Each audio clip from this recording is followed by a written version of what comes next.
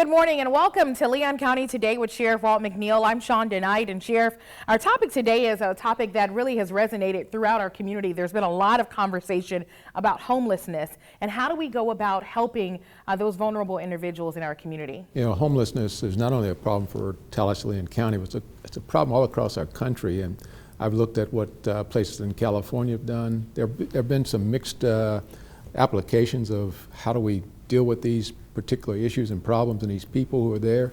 I think the Leon County, working with our commission, we've kind of put together a little project that we're working on to see how we can have those interventions in place with the homeless folks in our community.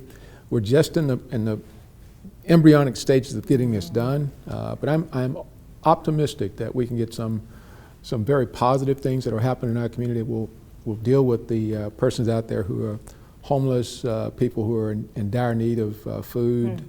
We have so many issues in our community that need addressing, and I'm hopeful again. I know our deputies are excited about it. Yes. They are really excited about getting out there and trying to have some interventions. I am not so optimistic about it in that this really isn't something that law enforcement does, but we hope that working with our partners in our community that we can galvanize around this issue. You know, we talk about being all in. So this is one of those places in our community that we do need our citizens to agree and understand what we're trying to do, and we don't want to have law enforcement in this space, but we will get in that space to assist other social service organizations in our community. And that's what it's about. It's a big experiment that we're engaged in right now to see exactly how this is going to turn out.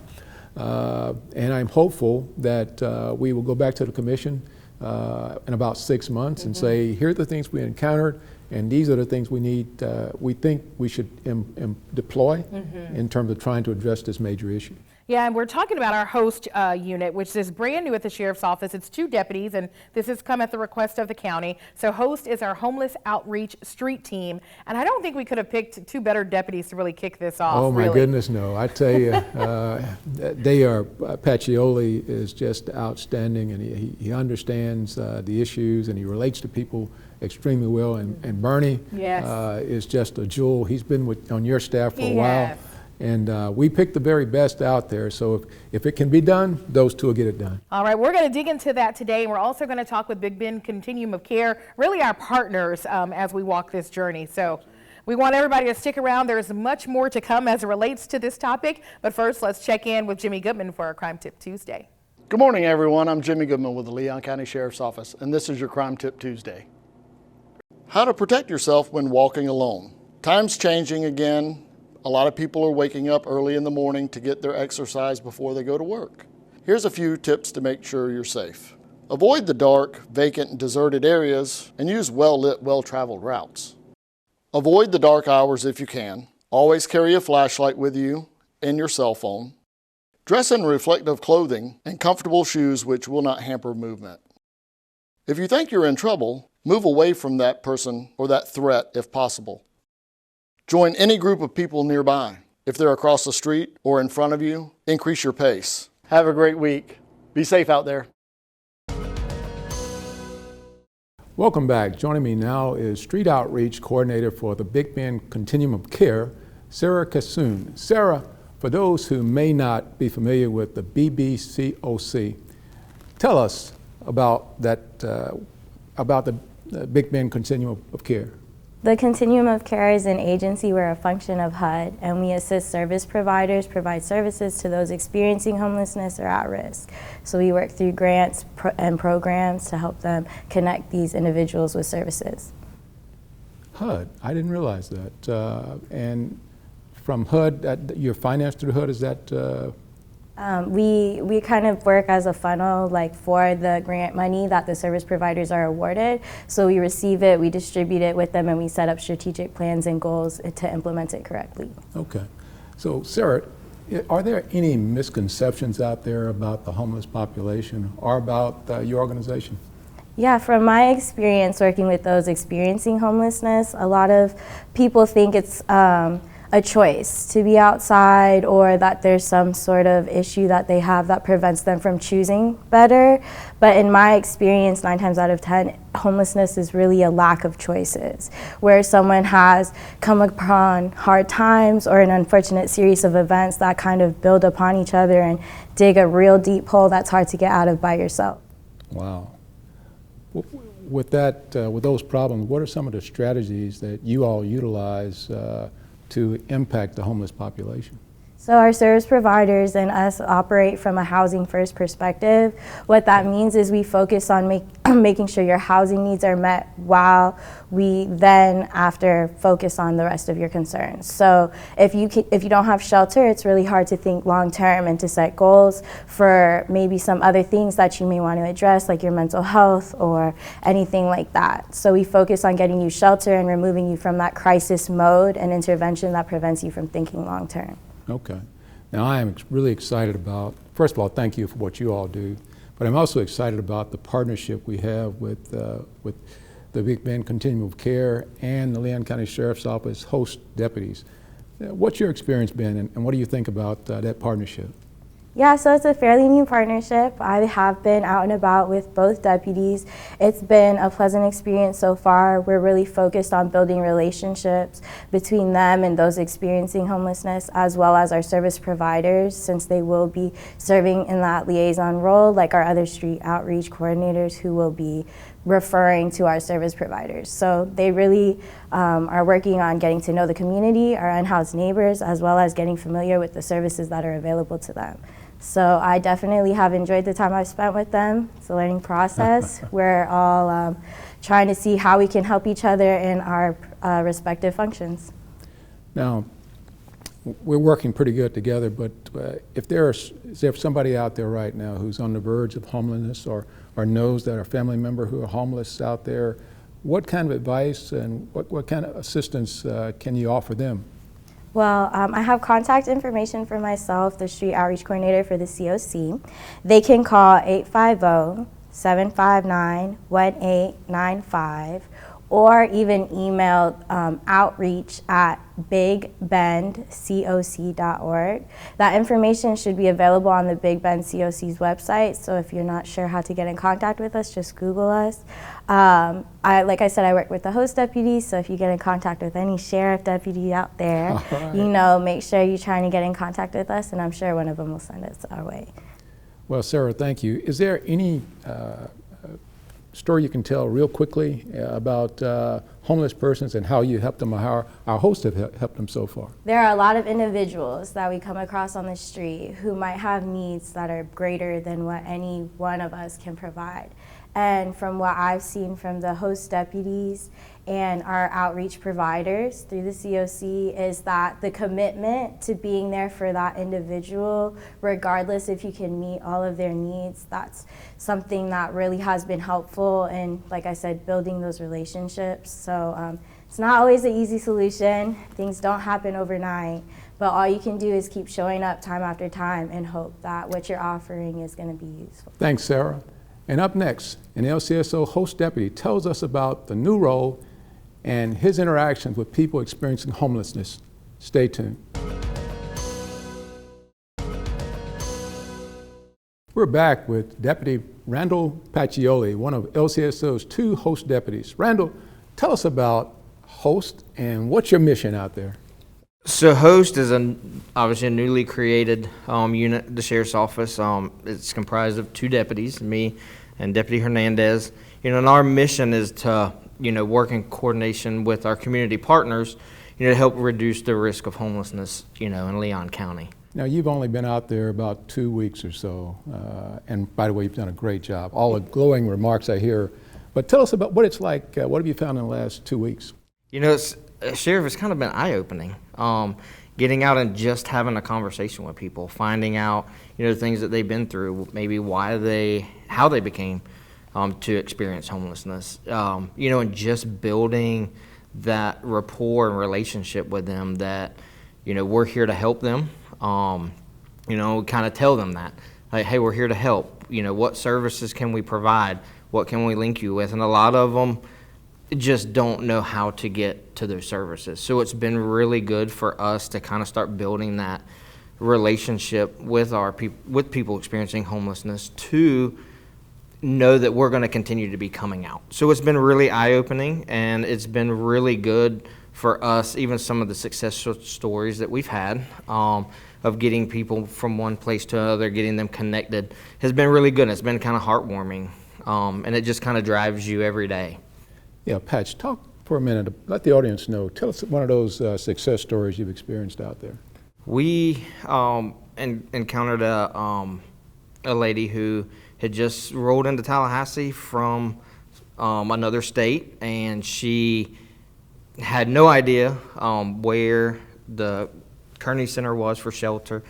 She didn't really know where to go or how to get services, and Sarah and I engaged with her and talked with her, and were able to get her to the Kearney Center. She wanted, assistance, and she wanted services, and she went. And funny story, I was there yesterday, and she ran up to me, gave me a big hug, and said that things are working and she's progressing through her case management stuff. And so that's good to know that somebody that needed the help and wanted the help, like, we were able to connect them to that. So, those success stories, and, to keep seeing them, and keep interacting with them, to hear, that they're doing good, and, everything's kind of working, is, that's kind of, it makes you, it's what you do this job for, is to help people. Right.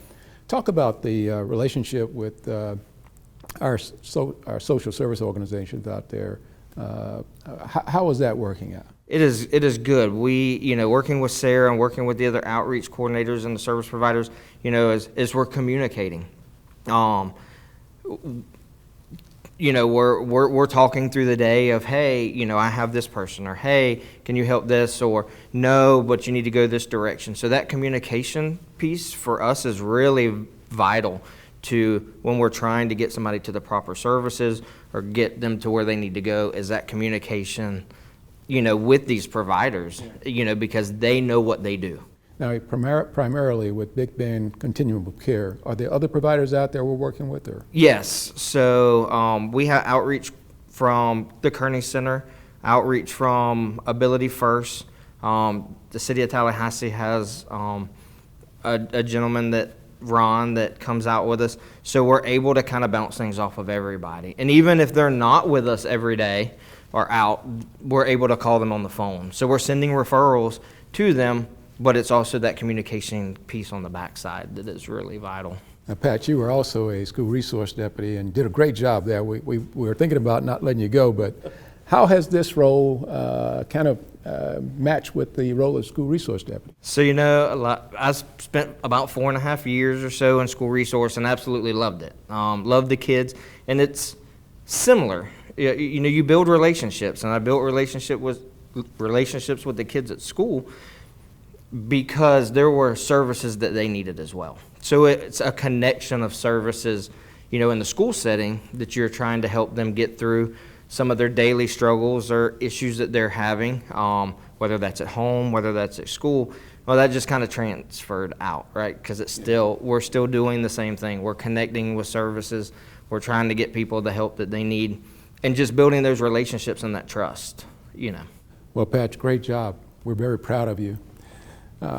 Just ahead in our Deputy on Duty, how attaching a small device to their ear is helping deputies release stress. Stay tuned. In this week's Deputy on Duty, we're exploring how the Leon County Sheriff's Office is working to help all of its employees manage stress and emotions on and off the job, especially when they're doing things like training behind the scenes. But when all the action stops, what we're learning, especially with our law enforcement officers, when they go home, they take off their uniform, they sit on the couch, they watch TV, they read a book, whatever the case may be. They feel like they're relaxed, but truly on the inside, their body's still responding to all the cortisol that has been dumped. Cortisol can last like a couple hours in your body, and so they're not really shifting into the relaxed state of mind. Maria Folsom is one of LCSO's victim advocates. She works with the agency's wellness coordinator to facilitate a self-management skills program through a device called HeartMath. It's a resilience program to help people learn how to handle their daily lives and then into the future. And so it's just a breathing technique, and then you use a thought recall, and then you combine them together. The idea is that by training your breathing and thinking, you can alter your heart rate variability or HRV and feel better, reduce stress, and increase energy levels. And once you learn what it feels like and when you're doing it right and you've practiced it, you don't need the machine anymore. You can just do it every single day the way that you would an exercise. HeartMath software is a program that feeds your pulse into this device. The monitor clips to your earlobe. Then in real time, you can see a graph of your HRV, which is intervals between consecutive beats of your heart. So what HeartMath is doing is shifting your body to the other part of the nervous system, which is the parasympathetic. That's called the relaxed state. And so it's just a reboot and shift into that mode so that your body responds. And when your body responds, that's when all your digestive tract is working and your body's healing itself. If you're not doing that over time, that's when illnesses will kick in, and then stress will kick in, and anxiety will kick in. So it doesn't happen overnight, but over time. If you're not getting to that relaxed state, that's when you get injured and sick and hurt. The real-time feedback helps the user to know when they have successfully shifted their heart rhythms and emotions. What's really cool about the machines is it does give you an output. So it shows you exactly what you're doing. It's recording in this moment, an output, and you're able to assess your output and know how effectively you were utilizing this technique. The HeartMath device is available to all LCSO employees free of charge. It's just one way the agency's wellness program helps its staff improve their health and well-being. For Leon County Today, I'm Angela Green. Welcome back to Leon County Today with Sheriff Walt McNeil and Sheriff HeartMath. It's so interesting to see how we're utilizing those. Our victim advocates were first using those out in the community when they encountered victims, but now helping our employees bring those stress levels down. That is absolutely a great idea. I don't know who came up with that, to utilize it for our deputies when they're out there, because they're always in stressful situations. And the idea, we know they're going to get in some stressful situations. The idea is to come away from those situations, then calm down and settle back to what we call normal. So having these devices is going to be extremely helpful to us and to the deputies themselves to know whether or not that event they just were engaged in is still lingering and keeping them in a harmful environment, you might say, mentally. Right. And so this is very helpful to us. I'm looking forward to deploying it with more than, how many people have it now? We have about 4 or 5 machines that individuals can check out, and so we got to get you to sit down in the chair so we can check your stress levels. Oh my goodness. Hopefully you're finding ways to cope. But then talking about our host unit, I mean, really excited about the possibilities here, and as you said, it's all about the collaboration. Absolutely. I'm so excited about the possibilities here. I said at the outset, I'm a little bit leery of whether we should be in that space or not. When I listen to the enthusiasm that Pacioli has and knowing that it's going to make a difference in our community, it is indeed a part of our whole effort of being all in, bringing communities together. So I'm going to wait with bated breath for the next 6 months to see what that report looks like. And I hope we have a favorable report going back to the county commission and letting them know that this works, and here are the things that you should do and our community can do to make sure this endeavor continues to move forward and be a intervention in our community. Yeah, that's what it's all about, that collaboration to keep our community safe. Thank you so much, Sheriff. Thank you. And thank you all for joining us for another edition. We'll see you back here next week.